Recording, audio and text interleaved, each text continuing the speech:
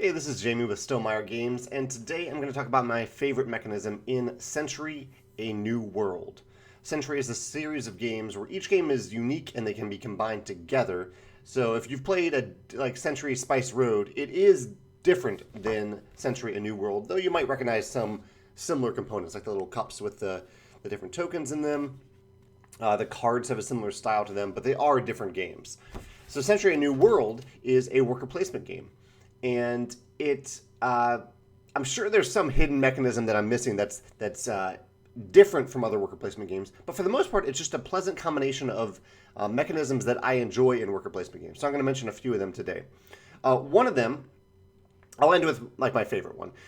One of them is that there are small upgrades that you can get based on some of these cards that you obtain. They're a little hard for you to see here, but basically there are two types of upgrades. One is it'll show a certain icon and it'll say every time you visit an action space that has this icon, you get an extra cube. So that's nice to get those cards early in the game, so then have a little bit of a path to go.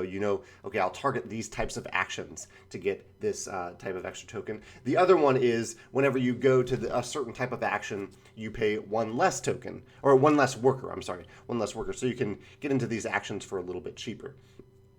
And both of those, they use tiny icons that are associated with a variety of the actions that are out here. So as you can see, there are a bunch of actions out here, and each action has a couple different icons associated with it, which adds a little bit of theme and flavor to it. If you want to look at that, it's a little abstract, but I can see how the theme is connected. But I also just like that it's a little thing off to the side. You don't have to pay attention to it if you don't want to, but if you want to, those icons are there. The other mechanism that I enjoy is also related to icons. On many of these cards that you obtain, they have icons on them, as you can see here, and some of these tiles that you can get give you points at the end of the game based on collecting certain sets of icons or a certain number of icons. So again, I like that the game is giving you a little bit of a path to take. It's not starting out at the beginning of the game with that path.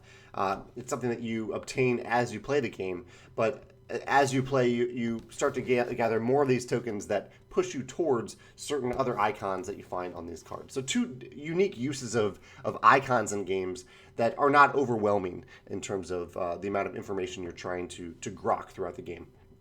My favorite mechanism, though, is one that is very much a part of my game Euphoria, and so obviously I really do love this mechanism, and that is that there are no rounds in Century: A New World. Rather, it uses the worker system where on your turn you either place some workers, one or more depending on the action spots in Century: A New World, or you are retrieving workers, and throughout the game you can get bumped by other players, which is a little different in Euphoria. In Euphoria, you can actually bump yourself. But in Century: A New World, other players need to bump you, which saves you a retrieve turn. So it feels good. That's positive player interaction. It feels good when another player bumps you because then you get to save yourself a turn that you would have otherwise had to spend retrieving your workers.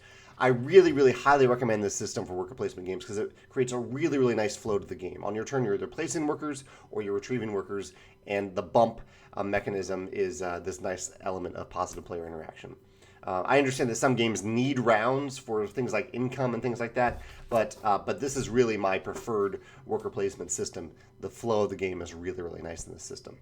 So yeah, those are my favorite mechanisms in Century: A New World. If these remind you of mechanisms in any other games that you want to discuss, I'm happy to hear your thoughts about them in the comments. Or if you have a different favorite mechanism in Century: A New World, I'd love to hear about that as well. Thanks.